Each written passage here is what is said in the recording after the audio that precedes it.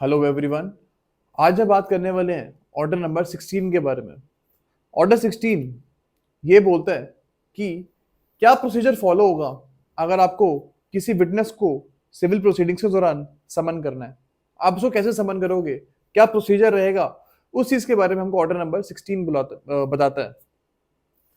अगर प्रोसिक्यूशन को for example 7 या 8 विटनेसेस अपने केस के दौरान, ट्रायल के दौरान बुलाने हैं, या डिफेंस को भी अगर कुछ विटनेसेस ट्रायल के दौरान बुलाने हैं, उस केस में रूल 1 हमारा ये बोलता है कि प्रोसिक्यूशन और डिफेंस दोनों को एक लिस्ट ऑफ विटनेसेस देनी पड़ेगी कोर्ट में कि सर हम ये 7-8 विटनेसेस जो भी हैं ये कोर्ट में हम ट्रायल के दौरान बुलाएंगे। इसका पर्पस ये है कि ऑपोजिट पार्टी को ये चीज पता लग जाए कि ये 8 विटनेसेस सामने वाली पार्टी बुलाएगी, और जो ऑपोजिट पार्टी है वो एक इफेक्टिव डिफेंस अपना उन विटनेसेस के लिए बना सके। उन विटनेसेस से क्या सवाल पूछने हैं, क्या नहीं पूछने हैं, इस सब की प्रिपरेशन ऑपोजिट पार्टी पहले से ही कर लेगी अगर उसके पास एक लिस्ट ऑफ विटनेसेस होंगे कि ये विटनेसेस ट्रायल के दौरान आएंगे। ओके, तो ये जस्ट एक फेयर ट्रायल फेयर रहे, इसलिए वाला प्रोविजन गिवन है। अब फॉर एग्जांपल विटनेसेस ने प्रोसिक्यूशन ने फॉर एग्जांपल 7 विटनेसेस के नाम लिए, 7 विटनेसेस कि ये 7 विटनेस हम ट्रायल के दौरान बुलाएंगे। अब प्रोसिक्यूशन क्या करता है, ट्रायल के दौरान किसी 8वें विटनेस को बुलाता है, वो 8th विटनेस को किसी को बुलाता है वो जिसका नाम उन्होंने पहले नहीं डाला था। जो लिस्ट ऑफ विटनेसेस उन्होंने कोर्ट में सबमिट करी थी उसमें इस 8th विटनेस का नाम नहीं था। तो क्या ये जो प्रोसिक्यूशन है बुला सकता है इस 8th विटनेस को?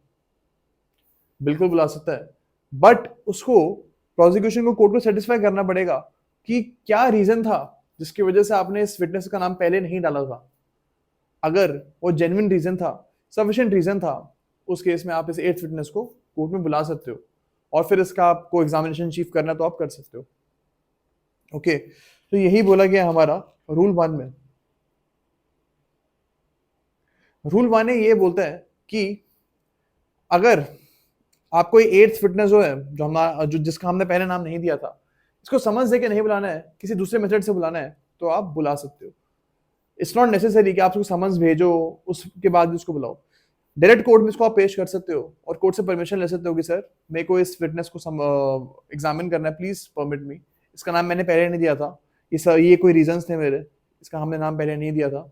मे बी इसके बारे में बाद में पता लगा हो कि ये इंडिया में अवेलेबल है, या फिर कोई भी रीजन हो सकता है जिसकी वजह से इसका नाम पहले नहीं दिया गया था। और अगर वो सफिशिएंट रीजन है तो you can actually the court can actually allow examination of this 8th witness. Okay, तो यही रूल 1 बोलता है। रूल 2 ये बोलता है कि कि आपको अगर किसी विटनेस को बुलाना है तो उसका खर्चा पानी जो है वो आपको देना पड़ेगा। फॉर एग्जाम्पल आप प्रोसिक्यूशन एक विटनेस को बुलाना चाहता है कोर्ट में, अब वो विटनेस काफी दूर रहता है, सपोज 30 किलोमीटर दूर रहता है, वो कोर्ट से 30 किलोमीटर दूर रहता है। अब उसको कोर्ट में आने के लिए काफी खर्चा लग सकता है, ट्रांसपोर्टेशन का खर्चा लग सकता है।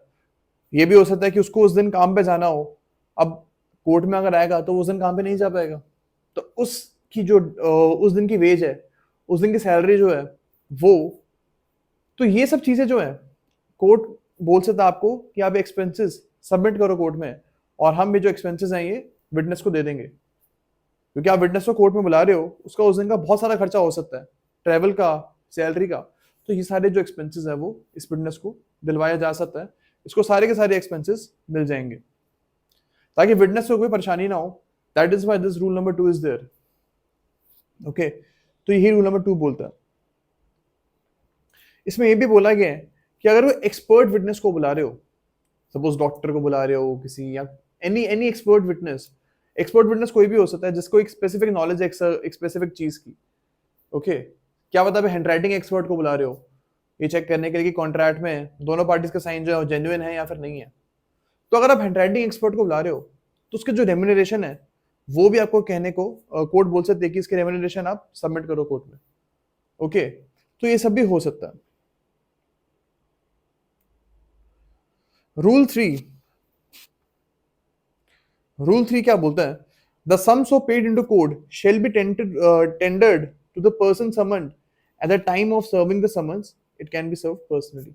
मतलब जब आप इस विटनेस को समन्स भेज रहे हो कि आपको इस दिन कोर्ट में आना है, तो उन समन्स के साथ साथ आप उसको पैसे भी भिजवा सकते हो कि आपको इस दिन कोर्ट में आना है और ये पैसे हैं जो आपको एक्सपेंसेस जो भी लगेंगे वो आप इन पैसों से पूरे कर लेना अपने। तो समन्स के साथ साथ आप पैसे भी भिजवा सकते हो उस विटनेस को जिसको कोर्ट में आप बुला रहे हो। तो यही रूल 3 बोलता है। अब रूल 4 ये बात करता है कि अगर आपने इनसफिशिएंट फंड्स जमा करें कोर्ट में, विटनेस को बुलाने के लिए आपने इनसफिशिएंट फंड्स जमा करें, उस केस में क्या किया जा सकता है? कोर्ट आपको बोलेगा कि जो अपने पैसे जमा कर रहे हैं ना कोर्ट में, वो सफिशिएंट नहीं है विटनेस को बुलाने के लिए। विटनेस बहुत दूर से आ रहा है, उसको इससे बहुत ज्यादा अमाउंट लगेगा, ट्रैवल अमाउंट उसको बहुत ज्यादा लगेगा। उस केस में कोर्ट बोलेगा कि आप और अमाउंट सबमिट करो और फिर वो जो अमाउंट है वो पूरे का पूरा आप विटनेस को दे दोगे। तो यही रूल 5 बोलता है। रूल 4 यही बोलता है। अब हम रूल 5 पे आते हैं।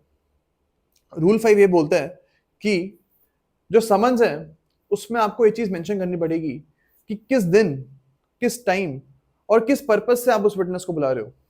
ओके, ये सारी की सारी चीजें जो है ये आपको समन्स में लिखनी पड़ेगी। Okay, time, purpose and I think what else is there, time, place and purpose. Okay, rule 6। अब हम आते हैं रूल 6 पे कि रूल 6 ये बोलता है कि आप किसी विटनेस को इस चीज के भी समन्स भेज सकते हो कि आपको एक डॉक्यूमेंट आपको कोर्ट में लेके आना है। सपोज किसी विटनेस के पास एक पर्टिकुलर डॉक्यूमेंट है जो कि केस के लिए बहुत ज्यादा इंपॉर्टेंट डॉक्यूमेंट है वो, तो आप उस विटनेस को ये समन कर सकते हो कि जी आप ये जो डॉक्यूमेंट है कोर्ट में आप जमा करवाओ, कोर्ट में आप लेके आओ। अभी जो विटनेस है ना, ये चाहे तो खुद भी वो डॉक्यूमेंट लेके आ सकता है या फिर अपने किसी रिलेटिव को या अपने किसी फ्रेंड को भी बोल सकता है कि आप जाइए और ये डॉक्यूमेंट जो है कोर्ट में सबमिट करिए। तो ये चीज भी हो सकती है, खुद भी आप जमा कर सकते हो डॉक्यूमेंट जाके, और किसी अपने रिलेटिव या फ्रेंड को भी you can say to actually deposit that document. Okay, तो यही रूल 6 बोलता है।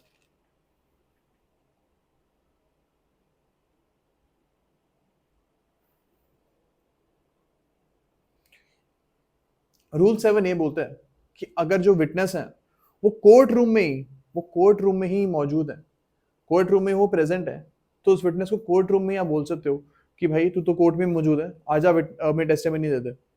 तो इसमें आप समझ नहीं भेजो उसको अलग से, कोर्ट में ही वो बैठा है, then you can actually ask that person to give testimony there and then. या अगर आप उससे कोई डॉक्यूमेंट चाहते हो तो उस डॉक्यूमेंट को भी आप उसी टाइम उस पर्सन से, अगर उसके उसके पोजेशन में है वो डॉक्यूमेंट, उसी उसी टाइम उस डॉक्यूमेंट को भी उससे ले सकते हो। ओके